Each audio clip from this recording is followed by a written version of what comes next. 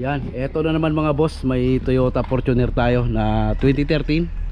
So problema nito mga boss, lalo na pag umaga daw, ay sobrang fuel knocking. Lalo daw pag malamig, sobrang maingay talaga, lumalagatak daw mga bossing. Pero kanina sa pagtest ko ay kahit mainit siya ay meron pa rin. Sobrang dami ng pinagpalitan mga boss. Tingnan natin sa likod.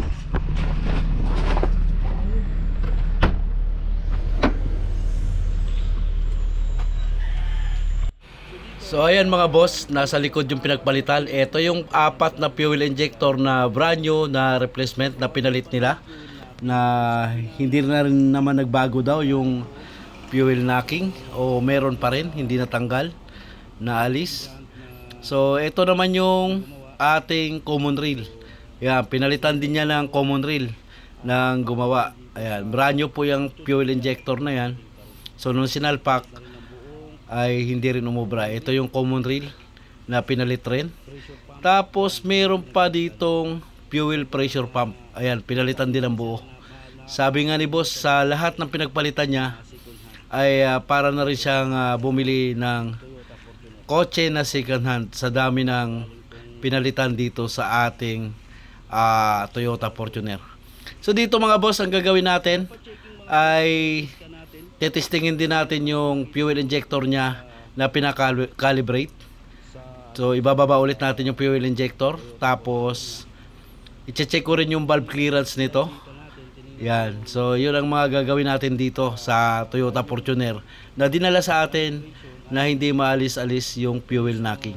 Ang ginamit na injector doon, yung pinaka-calibrate lang pala yun mga boss. So nung pinaka-calibrate, nagamit na naman daw nila, nawala yung fuel knocking, pero bumalik din daw agad. So yun ang titingnan natin. Mamaya ibababa ko yung fuel injector nito para masilip ulit natin. Isasalang ko sa tester natin kung pasado ba ulit yung pag-calibrate ng injector. So ang ganda naman ng ano niya, wala naman siyang malakas na vibration pag pinaandar mo. So yung palagi natin nakikita na dead yung injector, wala naman siyang ganun. Ang problema yung fuel knocking. Start natin. So ngayon akala nyo napakatining, pero pagka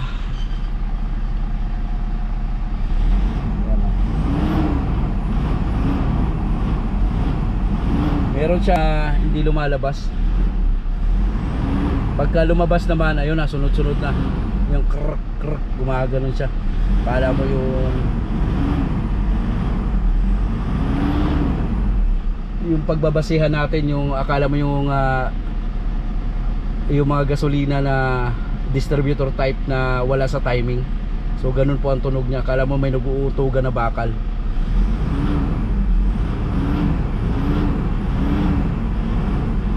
Ngayon ayaw siya lumabas ngayon. Ayan. So ngayon pabubuksan ko yung fuel injector nito mga boss para makita natin. So yun muna ang unahin natin mga bossing, fuel injector.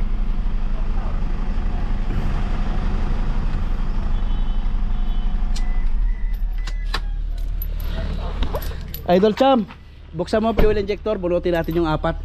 I-ano natin sa tester. Ha? Bunutin mo to.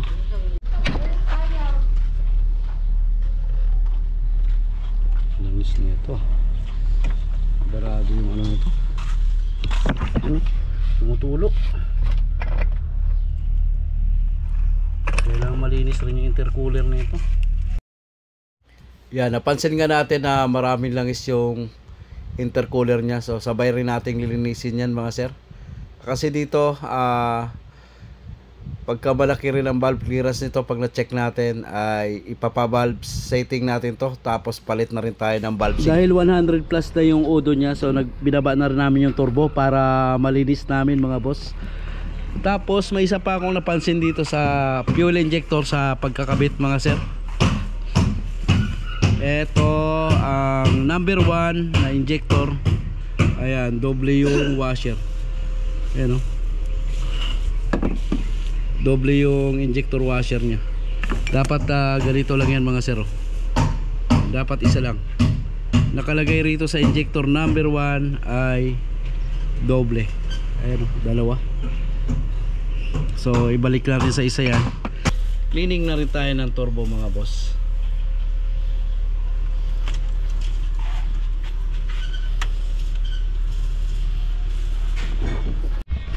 Yan mga boss, magte-testing tayo ng ng injector ng Toyota Fortuner na fuel knocking na narinig natin, lalo na pagka malamig. So inuna ko muna talaga i-test yung injector, pero napaka-calibrate niya na to. Itong dalawa na testing ko na okay to, goods. Ito na lang yung dalawa. So testing na rin natin to. Ayan, yung tinitesting natin na fuel injector mga boss, ito yung stock niya na injector na pinaka-calibrate niya na naging okay naman daw. So testing na ulit natin.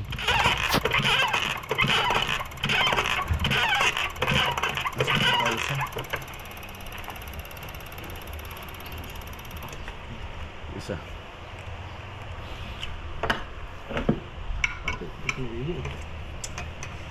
Sakalag.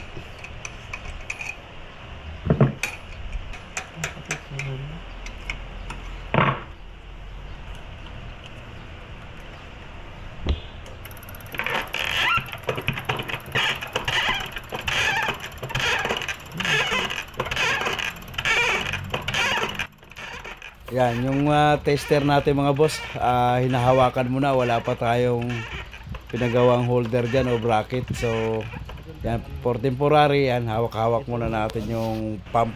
Sobrang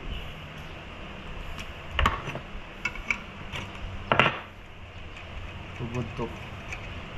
Ito ulit, testing natin. Parang ang tigas ito eh, wala na pressure.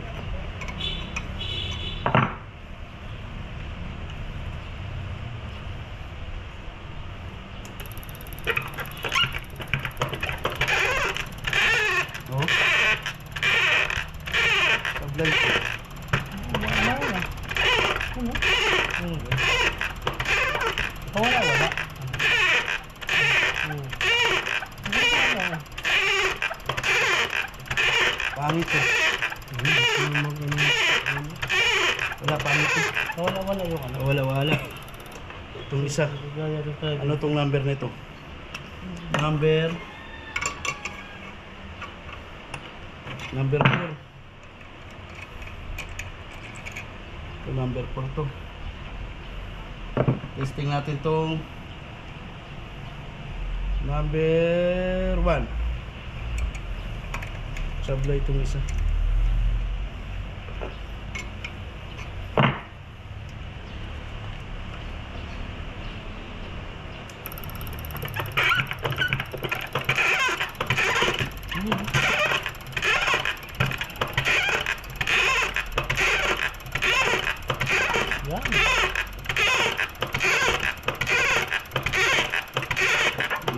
Okay to.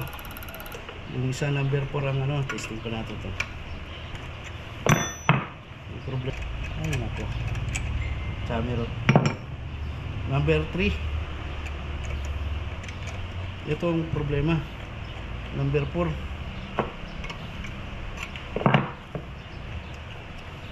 Kaso napadala sa akin, sira din.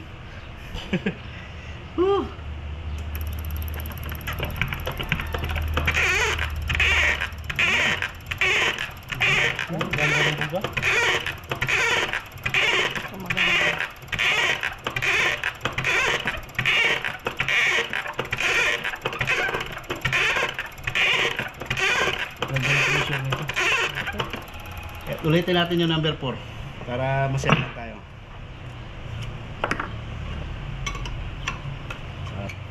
Okay. Number 4. Pinadala. Yung dalawa pinadala.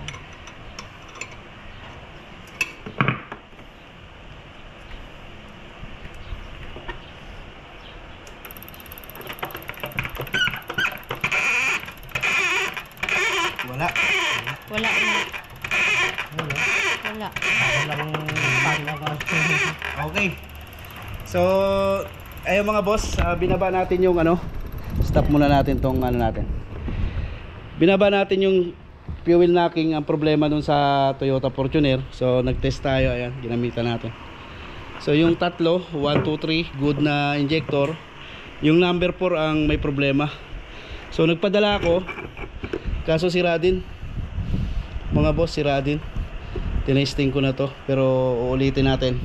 Ito number 4 ang may problema, fuel injector number 4 dito sa Toyota Fortuner. Testing ko lang yung ano ulit, yung surplus na pinadala. Ito, ikisa na natin to, walay na natin to dito. Yan. So mapapanood rin to dun, mapapanood rin to sa nagpadala sa akin. Ito yung injector mo boss na surplus, sablay din. Although pag walang supply ng kuryente, wala naman siyang backlight, pero napakataas ng ano boss, ratio. Hindi kagaya nung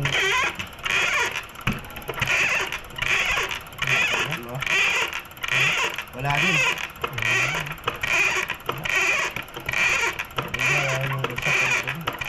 Wala.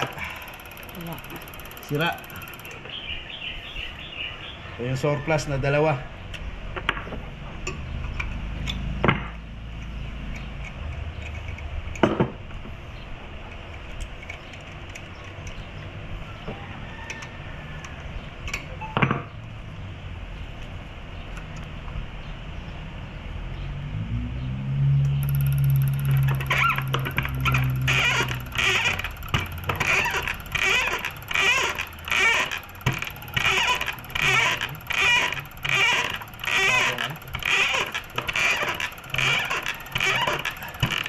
Liit, no?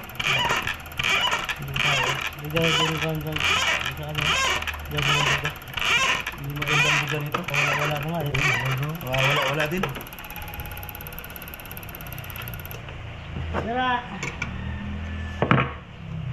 Sira din. Mamili ako dun sa likod. Meron pa siyang ano eh, 4 na injector. So sira din. So ayun, nakatay na natin yung turbo mga boss. Ayan. Ayan yung mga parts ng turbo na kinalas-kalas. Ito naman yung tweeter nya. Nakakalas-kalas na natin. Kasi ito mga boss, maganit na to. Ayan o, dapat malambot to eh. Maganit, ayan o. Yan po ang nag-i-stack up dito.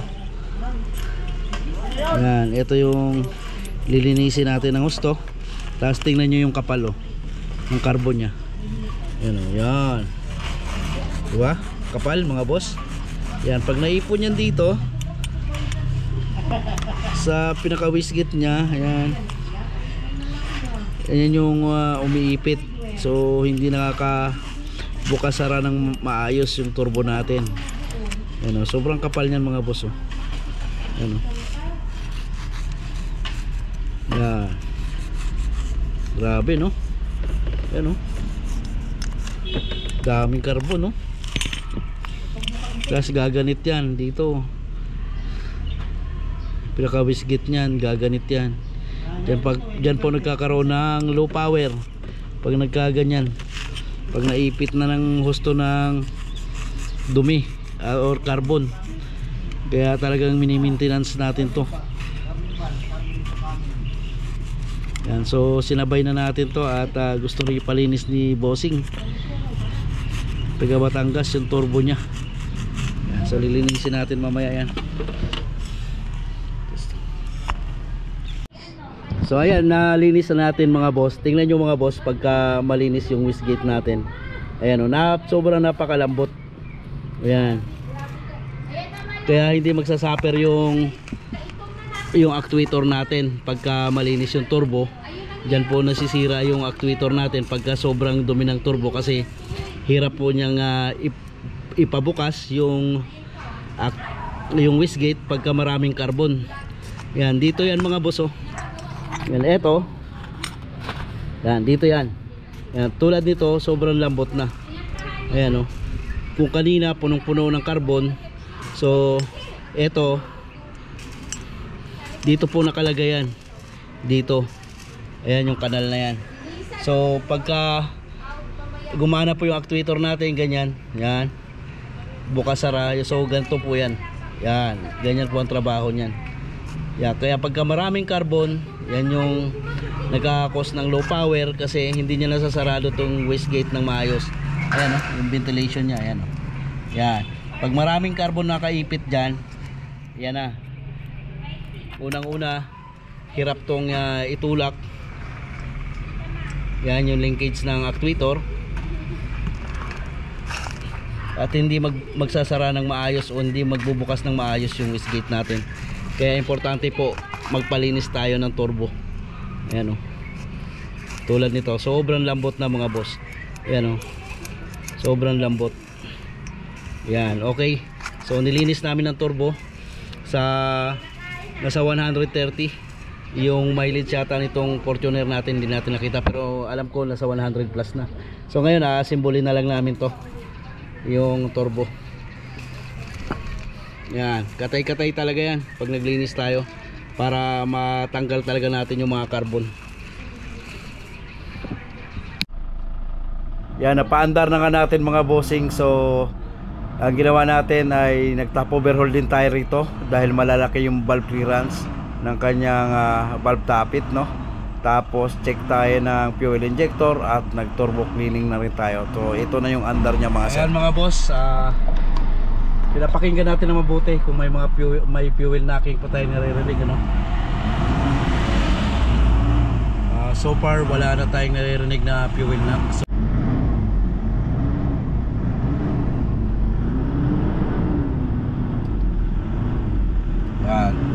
Dati kasi mga boss, hanggang bago mag 2000 RPM yung ganyang fuel knock. So dati gumagano na siya. Akala mo yung singaw na EGR valve.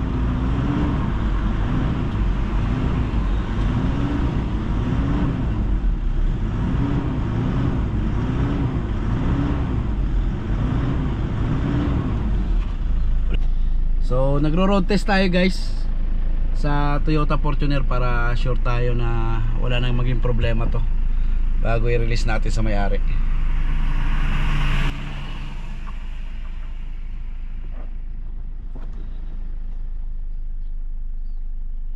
Medyo marami-rami talagang pinalitan dito, kaya talagang papatesting din natin sa may-ari ito.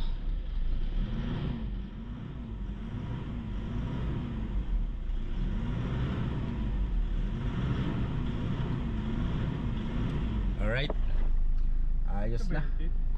Yan, pagkatapos na ibigay natin yung unit na ginawa natin na Fortuner, so after 4 days o 5 days yata to na kinuha niya yung sasakyan dito sa shop at nag-text siya. Ayan, Boss Joe, maraming salamat sa inyong lahat dyan, pati sa mga tropa at kay Madam. Halos 800 km ang tinakbo namin, puro akyat, hindi kami nabitin. Ayan, thank you rin sa pagtitiwala, Sir Omar Makasait. So papakita ko yung mga sinend ni Sir Omar na mga picture. Yan, pagkatapos niya mag-text, so nag-send siya ng mga picture na lugar na pinuntahan niya mga boss. So ayan, di ko alam kung sa Benguet ba to. Ayan, 800 km. So sobrang layo, pero hindi tumirik yung kanyang Toyota Fortuner. Ayan, so thanks God na hindi nagka-problema yung ating ginawa na Toyota Fortuner. Ayan, salamat sa pagtitiwala boss, si Sir Omar Makasait from Batangas. Thank you sir, at sana nakapag-share ako ng konti dito sa naging problema ng kanyang Toyota Fortuner. Na ang ginawa natin ay nagpa-valve setting tayo, top overhaul, tapos nag-turbo cleaning, tapos tinesting natin yung kanyang fuel injector, at binalik ko rin yung stock niya na suction control valve kasi replacement yung nakakabit or pinalit sa kanya nung dating mekaniko. So hindi na natin ginamit yung fuel injector na mga brand new na binili niya mga bossing. Pati pala yung mga fuel reel sensor niya ay binalik ko na rin sa dati kasi hindi naman sira, no? At pinagpapalitan lang talaga. Ayan, sana nakapag-share tayo ng konti sa naging problema ng Toyota Fortuner ni Sir Omar Makasait from Batangas.